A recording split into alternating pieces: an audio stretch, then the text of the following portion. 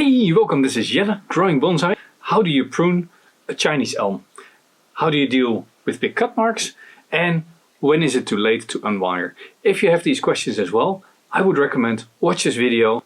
At the end of the video, I'll show you in detail how the tree has responded. But before we do, let's go back 2 weeks. This is a typical elm tree that every beginner might have in their house. This is the latest that you should normally remove your wire. This is almost perfect. Now this is clearly way too far. How do I handle big cuts? I have special tool. It's called a concave cutter. How do I actually prune this tree in the growing season? I left a leaf that is pointing away from the tree. Do not try to grow this indoors, because outside they really love it. All this growth is from the last couple of weeks. Now I wired the tree out in early spring, and you can see here the nice shape of these branches. And what you can see straight away, the lower branches have not grown all that much, but the top branches have. Now that's very normal. An elm is a top dominant tree. In fact, most trees are top dominant. And that means that the branches high in the tree grow a lot faster than the branches down low. There's a very natural reason. The tree wants to grow up. It wants to reach the sunlight. It wants to be part of the canopy in the forest. Now in an ideal tree, the lowest branches are longer than the upper branches. So what I should have done during the growing season is continuously prune back these long stalks.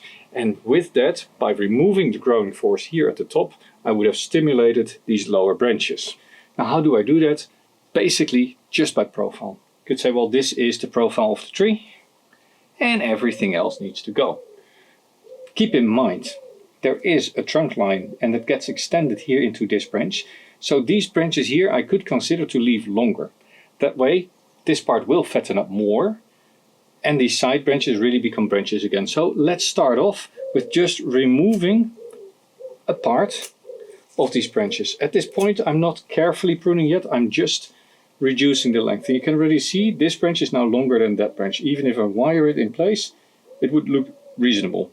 These two branches come really from a low branch here, have no reason for being here. So also these two I am pruning, but these I'm pruning back quite substantially. Now I don't know if you saw what I did here. Let me zoom in. If you look at how I pruned, in fact I left 2 leaves from this here, but that is not the important point. Is I left a leaf that is pointing away from the tree. So the next branch that is going to come here from this bud that's it here will grow actually in the direction of my scissors. So it will grow outwards of the tree. Here I have left a leaf that's in the back. So a branch will grow away in that direction. And this way you can already guide by pruning the direction of your branches.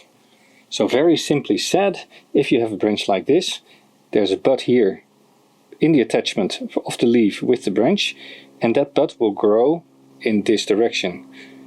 This bud here will grow in this direction. By deciding where I prune, here or here, I decide in which direction the branch will continue.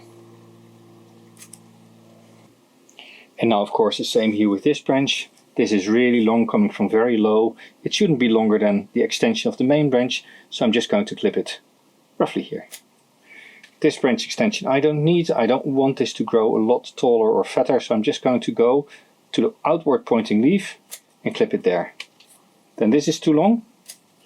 This is also quite long and I can reduce it. This I still want to reduce a little bit.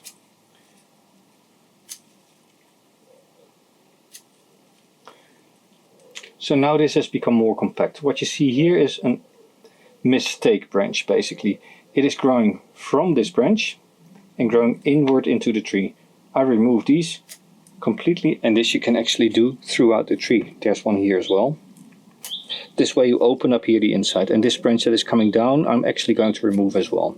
And here you can see the next problem that we need to fix. The wire biting in. And in fact it is not the wire biting in, it is the branch growing, fattening up, expanding, and therefore growing around the wire.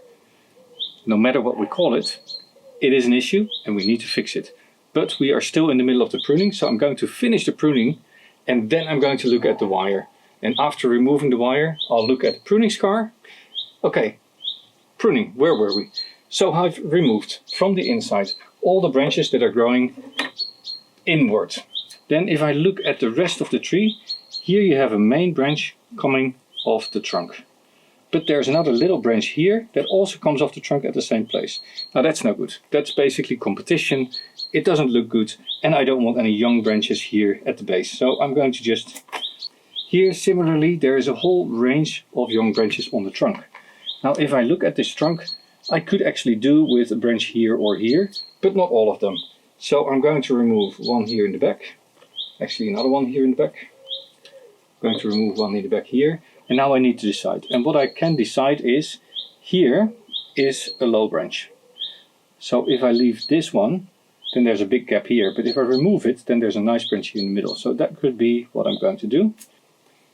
Now we have pretty much cleaned up the tree as far as we can. Here we need to decide. The tree is telling me that this branch is stronger than that branch. Which means effectively that I'm going to prune these back to just a few leaves. And the same for this one. And this I'm just going to let grow. I'm going to take away part of the shade that this branch can throw on the lower branches.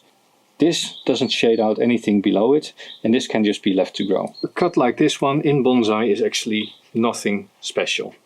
It happens all the time, and what happens is that you let a branch grow tall, and then at a certain point you decide the tree is too big. I have the thickness of the trunk that I want, and I'm just going to chop the trunk, and then I'm growing out a new leader.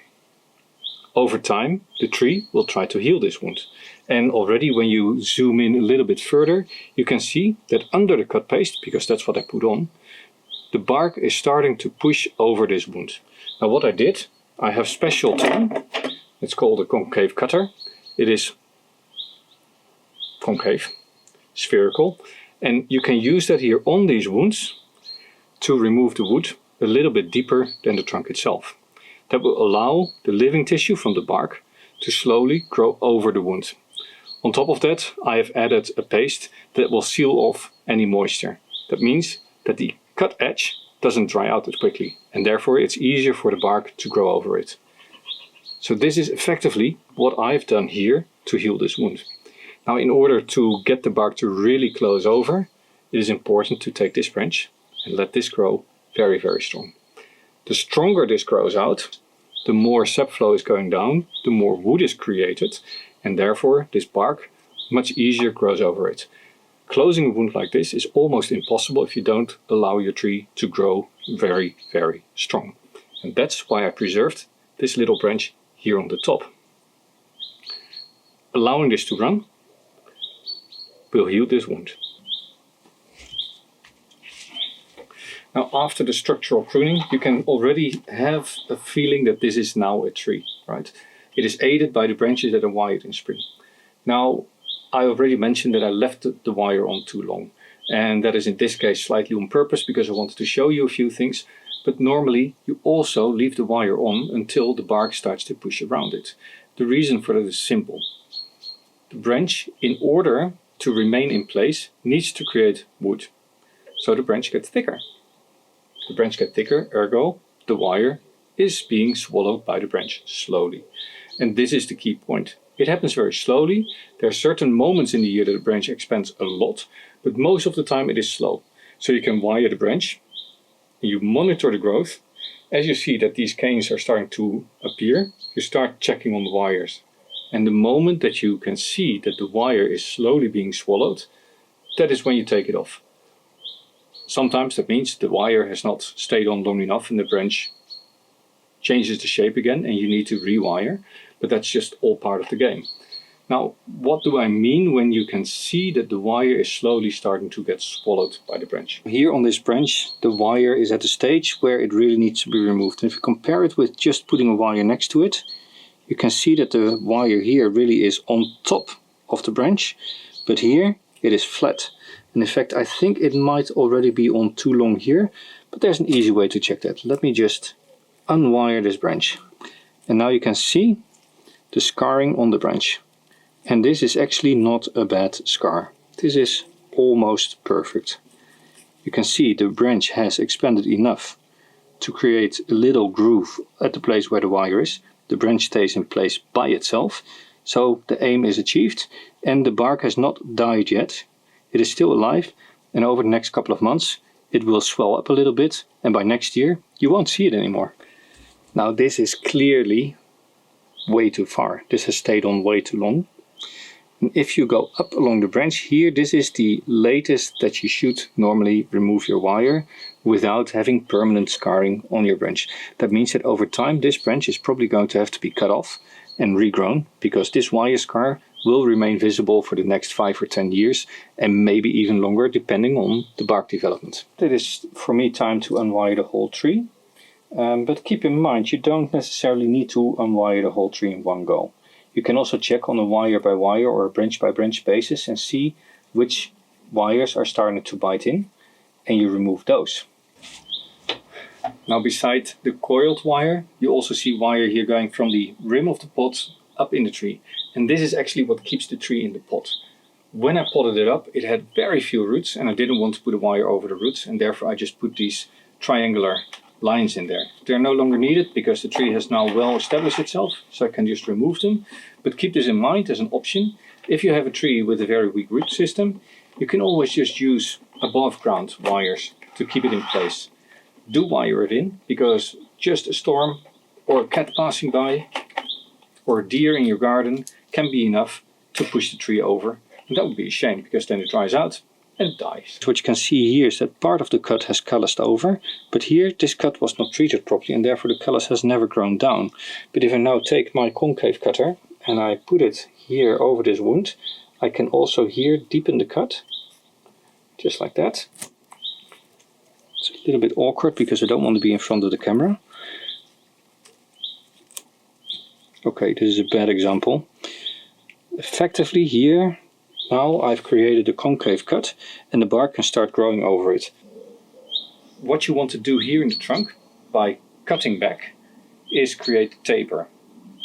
The lowest part of the trunk is always bigger than the top part of the trunk, and by repeated cutting back you create a taper in your trunk line. You want the same thing, of course, in your branches. So because we have a very ugly part here, but there are some nice smaller branches, I can just cut that off. This is a nicely positioned young branch because it's pointing down and out, so I can just go and remove this part. It's not pretty, but this will start growing and then I'll have a new branch. Similarly, with this very fat branch that I have here, I could also say, well, I don't want it, it is too fat, but this is a very nice continuation. So I'm going to go in and I'm just going to prune that back as well. Do we have more of those places? Well, here similarly this has grown out and grown quite big, but there are some nice small branches here that could take over. So then of course this branch is too long, and I can also say here I'm going to prune this one back. Here I already effectively have done that by pruning it back, but I can then also shorten this one and shorten that one. This will now result in buds opening up all the way here on the inside, which I can then use to build up the rest of the tree. I think one of the take-home messages is, don't be too scared to prune. Let the wire sit on until you see the wire go flat, but no longer. It is better to remove earlier than later and rewire. And as you are pruning, always look for your natural line in the branch. Decide where a bud might start pushing and prune for taper and for direction. I'm not actually going to wire it out because there's not a lot to wire. This of course will take a few more years before it is a reasonable tree, but in the end it is also about having fun. So enjoy the process, enjoy growing this out. And that brings us to now. Look at that. Only 2 weeks and now already we see lots and lots of new sprouts here all along these branches.